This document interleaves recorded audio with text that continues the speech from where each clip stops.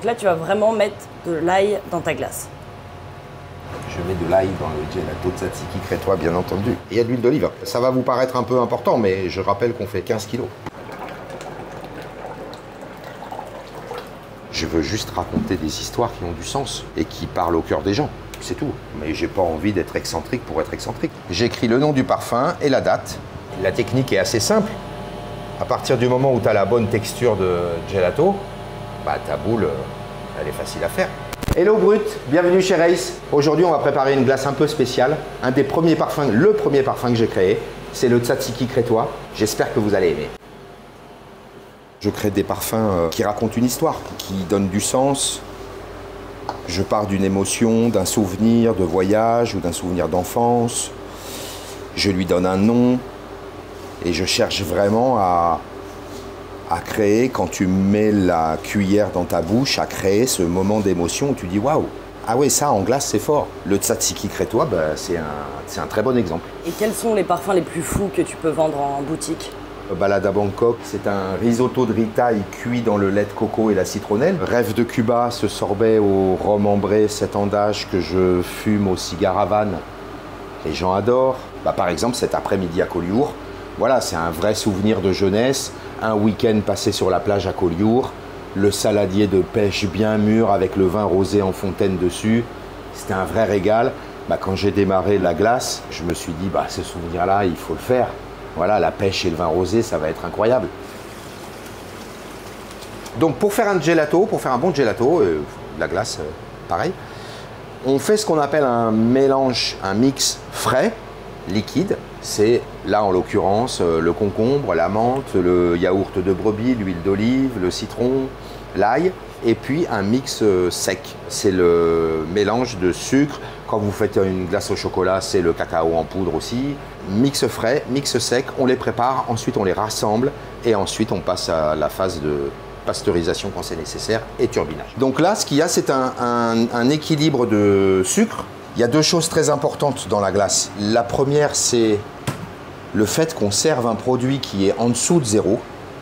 Donc nous dans le gelato italien, on sert à moins 14. Pour servir quelque chose qui est souple, crémeux, malléable à moins 14 degrés, il te faut du sucre. En fait, le sucre, il a le pouvoir anti-congélation dans une moindre mesure que le sel que tu jettes sur le trottoir devant ta porte quand c'est gelé. Et souvent, on me demande, est-ce que je peux faire une glace, est-ce qu'on peut faire une glace sans sucre? Est-ce qu'on peut faire une glace sans ci, sans ça?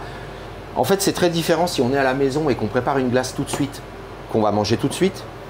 Et si on est à la maison ou dans le secteur professionnel, où vous faites une glace pour la conserver et la sortir, la présenter ensuite, la consommer ensuite. Donc à la maison, typiquement, on peut faire une glace sans sucre. Moi, je prends des morceaux d'ananas, je les coupe, je les mets au congélateur, je les sors congelés, je les mélange avec un yaourt ou avec du lait, je les mixe, j'ai une glace. Mais c'est pour manger tout de suite. Si je la remets au congélateur, c'est un glaçon, elle est plus mangeable. Je me lave les mains. Là, on va toucher les ingrédients. Le yaourt de brebis, hop. Alors nous, on travaille avec des gros contenants. Moi, je fais des mélanges de 15 litres. Ensuite, on a l'huile d'olive. Donc tu mets de l'huile d'olive dans ta glace. Ouais. Donc moi, j'ai une huile d'olive bio. Ah, ça va vous paraître un peu important, mais je rappelle qu'on fait 15 kilos. Maintenant, je mets le concombre. Alors moi, je garde tout. Hein. Je garde la peau. Parce que ça me donne les fibres que je recherche. Voilà. Et elle est tout à fait comestible. Le tout est de travailler avec des produits bio. Voilà ce que je fais. L'ail. Alors très important, l'ail, on enlève toujours le germe. Donc là, tu vas vraiment mettre de l'ail dans ta glace. Je mets de l'ail dans le gelato tzatziki crétois, bien entendu. Hop. Ensuite, on a la menthe. Donc moi, je prépare la menthe pour aller vite. Hein. Tac, tu vois. J'enlève les tiges. Ça prend du temps. Hein. Tu vois, ça fait partie des parfums qui prennent du temps quand tu travailles les fruits, quand tu travailles les mangues, les fraises, le fruit de la passion. Et je dis que c'est mathématique parce qu'une fois que tu as compris les différents modes d'écriture de recettes, selon les recettes, sorbet, produits laitiers, blablabla, chocolat, bah en fait, tu es capable de composer n'importe quelle recette. Est-ce qu'on peut faire de la glace avec absolument tout? Non, je pense pas. Je pense pas. Notamment la viande. Bon, je sais qu'il y a eu quelques créations autour de la viande, du bacon, des trucs comme ça. Moi, je pense qu'en glace, c'est pas très heureux. Pourquoi je dis ça? Parce que, en fait, qu'est-ce qui va être intéressant? C'est éventuellement un goût fumé, un goût... Mais la viande en elle-même, quand on y réfléchit, elle n'a pas vraiment de goût.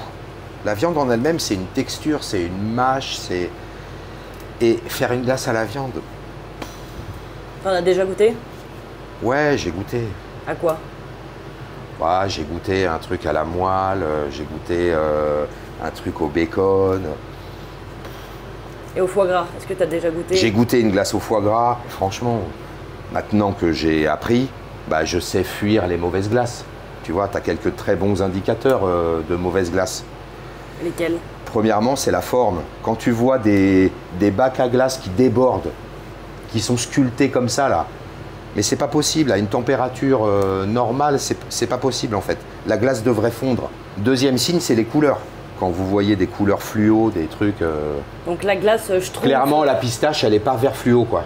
Voilà, la pistache, quand on prend une vraie pistache et qu'on la mixe, bah, c'est beige avec un peu de vert. Et puis troisième indicateur, important, bah, c'est le nombre de parfums. C'est pas possible de faire 40 parfums chaque jour en artisanat. Bah, là, j'ai mis 200 bons grammes de menthe.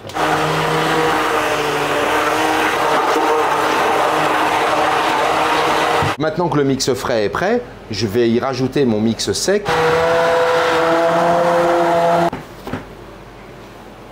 Attention.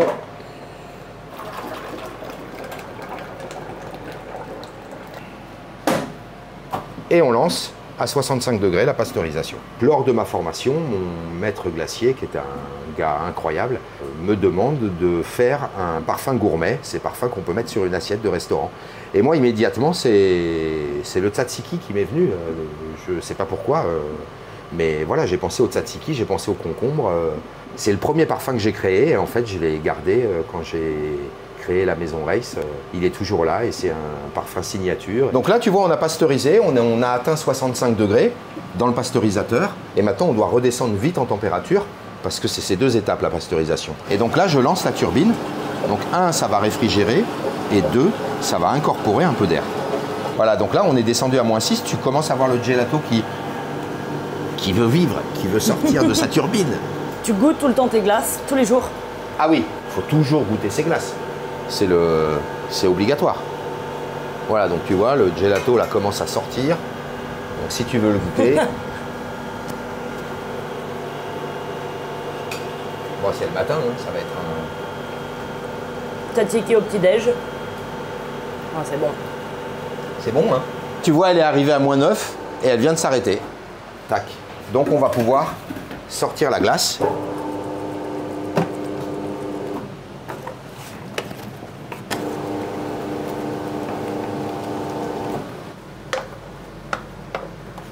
J'écris le nom du parfum et la date.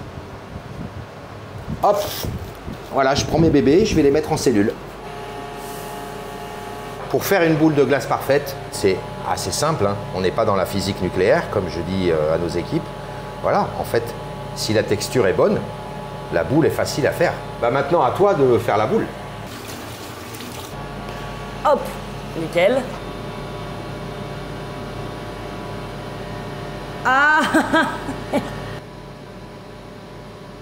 Magnifique!